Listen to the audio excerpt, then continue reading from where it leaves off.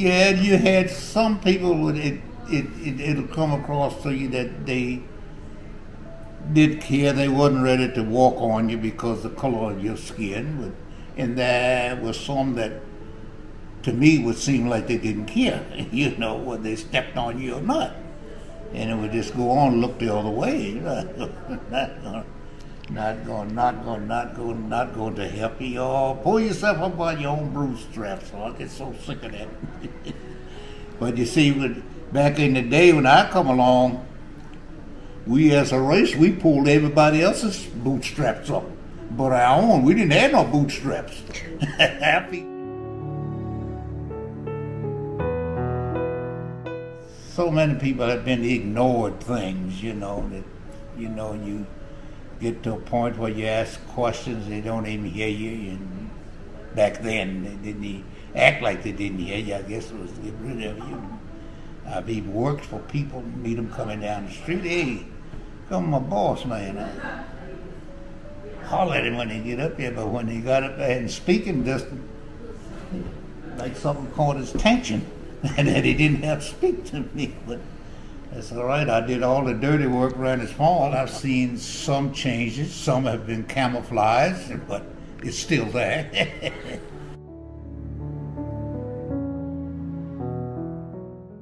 And, well, I see some of the streets are improved a little bit. Now, I see some of the places one time that I could not go in and spend my money, but now I can, because there were some places I could go in and buy an ice cream cone, but I couldn't eat it in there. I had to come out to eat it, but they didn't see no difference in their money. I don't remember when it was Henson's Hotel then, about 2 or 3 stories. In the parking lot around back there where it backs up from the movie. You had to go around there and you could park back there. And me, they asked me to go in my color. I couldn't go in and order food. There's a little opening there with a piece of plywood. You knock on it and they'd come and what you need, and I want a sandwich. Okay, what kind? You tell her, you pay her, and I couldn't even stand on the parking lot and eat it. That was back, oh my God, I can't remember what year it was. That was back when I maybe 17, 18 years old, something. I was a teenager, I guess. Teenager in a year. I put it, leave it as a teenager. One day they opened the doors of the movie where we could drive in up to the drive-in, but the little movie that your building is still sitting there right behind that Old Town Inn, right down the same street. When we went in, we had to go upstairs, but we couldn't sit down on the floor level. We had to go upstairs. Well, you could see the movie, but it wasn't very comfortable. They climbed, the older folk had to climb up these steps. If it was a movie they wanted to see, they had these steps to go up. Oh yeah, they had a set of steps to go up into that movie, yes. As a young kid, I used to shine shoes. There was a fella here by the name of, y'all may run across it somewhere or another. He was called Big Boy Compton. You may run across that sometime or another. Well, he ran a pool hall, and pool hall, mostly did a lot of drinking in the pool hall and beer, but they had a section in the back where the Negroes went. And they didn't have no pool table, but they had all the beer and the luncheon and everything they ate back at. But it wasn't nothing up front that you couldn't get back in the back. And if you ran out of beer or what have you, you could go to the door there and say, hey, Mr. Compton, we need some more beer. Okay, so-and-so, come on in here and get it. And you did that. And I, as a kid, going to the movie, go catch Mr. Compton, say, Mr. Compton, let me have 25 cents, or can I borrow 25 cents? I want to go to the movie. And he was a fella, had a large stomach on him. Ah, boy, what are you going to do with that? I said, well, I want to go to the movie. He said, okay, here it is. Give me 25 cents and go on to the movie.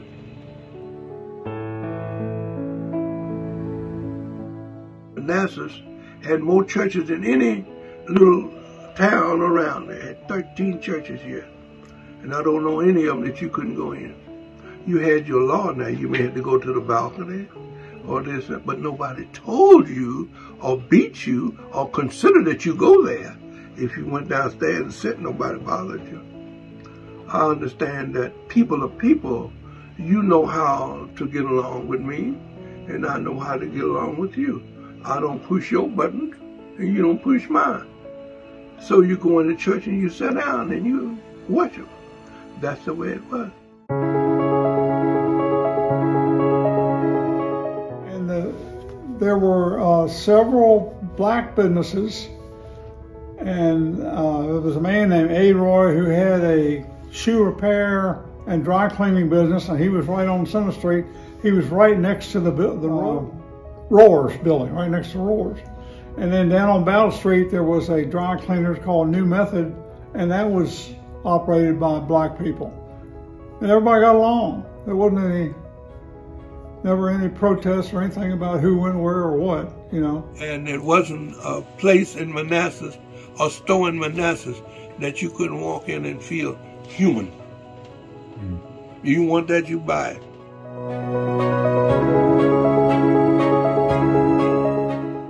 And a lot of the women here were the maids of many of these people here. And you did not bother that child. That child was just the same as that child's mother. That Negro woman was just the same as that child's mother.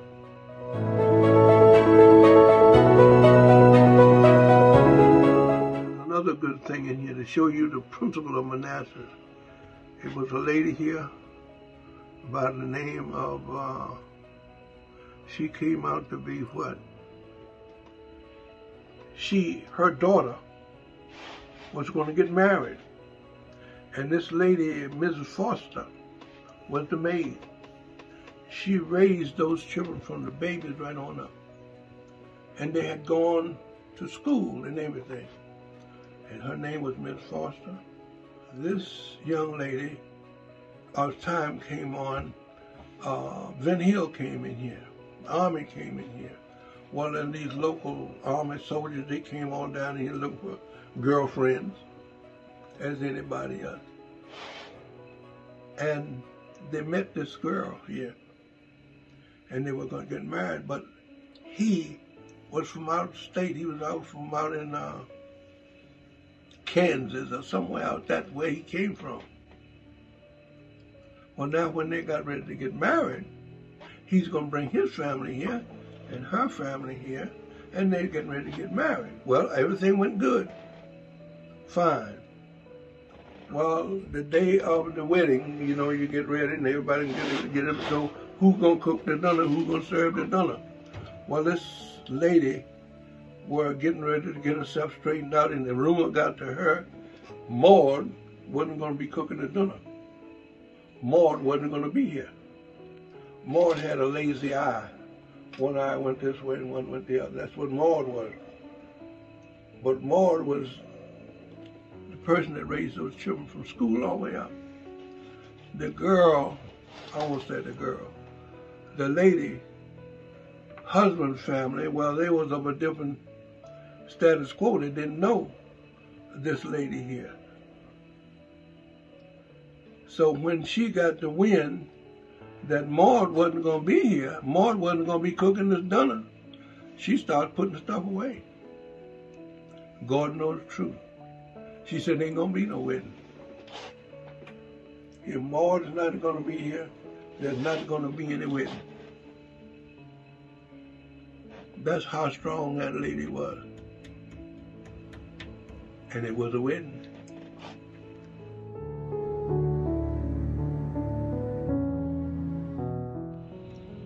Manassas was the first to have integrated the police department. They're the first that integrated the automobile sales. You wouldn't believe that people used to come from all around in different places to go up at Sad's automobile to look at a man in there because he was a Negro selling cars, just to see him selling cars. What is this? Just to see him selling cars. And he was a Negro. One of the first around us anywhere. Things started getting a little better when they started integrating a little. It kind of picked up. It kind of picked up a little. A friend of mine that I went to school with, the poor girl. She's a black girl. Well, Daddy was supposed to have been white. I felt so sorry for her. I'd cry sometimes for her. She would be in the black school with us for a while, then they would come get her, take her out and put her in a white school, and she'd be there for a while, so no, she can't stay here, she got to go back to the black school. Oh, she just went through a whole lot, and I just felt so sorry for her. I was just saying, I hope my children never have to go, or anybody's child would have to go through that, you know. But some folk have been through a lot. I don't know whether I could take what some folk went through or not. I don't know whether I could pull through it.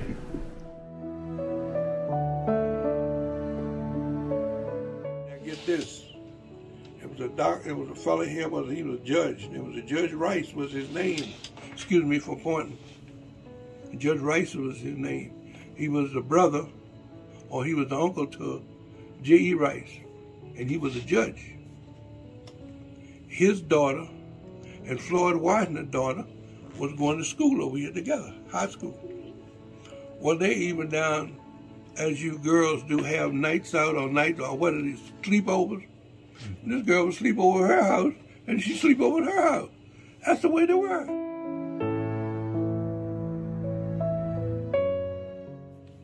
Well, when they had the pledges, they were looking for people to go out and write you up. You're going to write you up. Well, the Rice girl went in, and she came out and told her friend, said, I just got a job in there, and they're looking for people. You go in there and get one. And then see if you can get it. She went in, she come out and said, no, I didn't get it. She said, you didn't get it? Said, no. Said it wasn't hard or something like that. She went home, told her father. Her father come back with some kind of statement. You know, a place called Dudley Martin Chevrolet, you may have heard of that. Dudley Martin Chevrolet is gone now. But he was a large man in popularity here in the city of Manassas. And the thing was going on right there in the, right there across from drugstore where the old people's bank used to be. Mm-hmm. That's where they had office set up in there. This fella named Dudley Martin Chevrolet. His name was Dudley Martin. He went in and he said, I want to see so-and-so and so-and-so. The man come out and he was telling him about what he did and told him this little girl wanted to get this job and y'all turned her down. And they had their normal other things that Crow hopped up and told him to read their what on. He said, okay, tell you what. I imagine now, this is something off the record.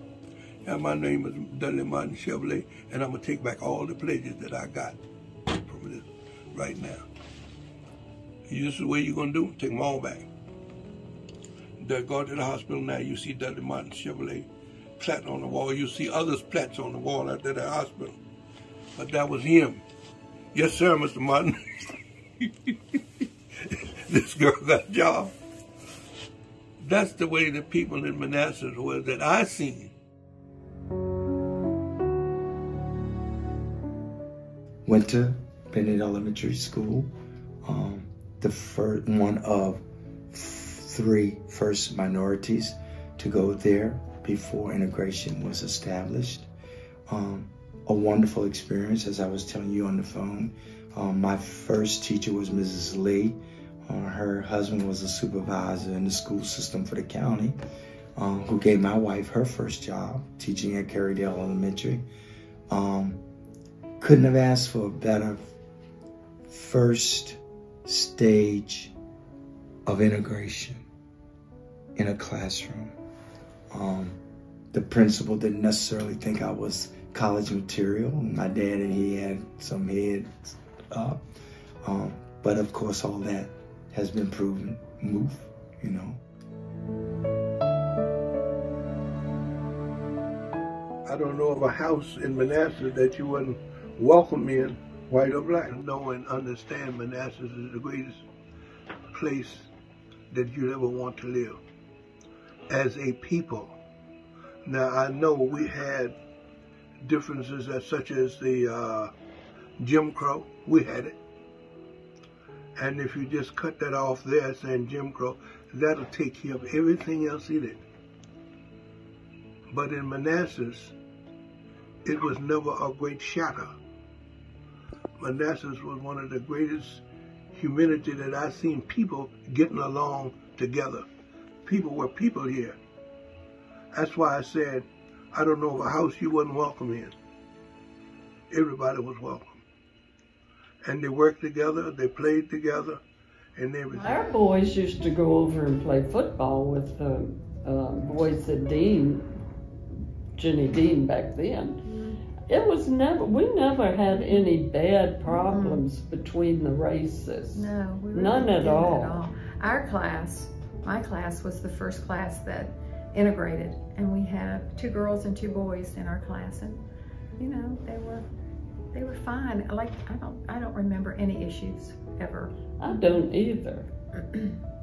I remember the old racetrack over there in Conway Seeley's farm. Yeah. There might have been a few issues there. But that was the racetrack, and the black would race horses with the white there. You know, it's a lot of fun. I went too.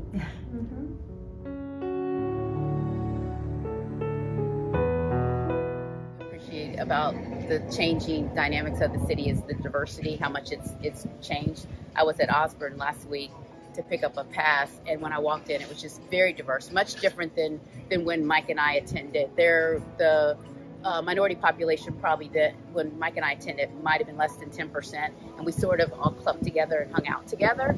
But now it's just very, very diverse, and I mean that with all ethnicities. So I think that's a beautiful thing for our city.